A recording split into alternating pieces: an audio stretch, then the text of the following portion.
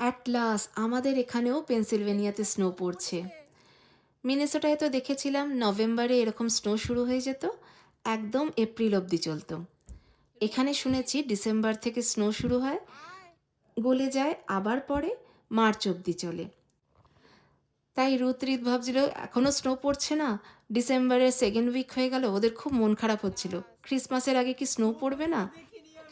আজকে যখন ওয়েদারে দেখেছিল স্নো আছে আর এখন যখন স্নো পড়া শুরু হয়েছে, ওদের তো খুব আনন্দ। সবাই আমরা বাইরে বেরিয়ে পড়েছি।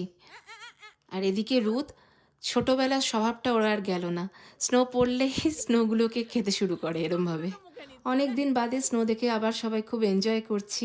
ডিসেম্বরে ক্রিসমাসের আগে স্নো না দেখলে বা স্নো না হলে ক্রিসমাসের আনন্দটা যেন পুরো হয় না।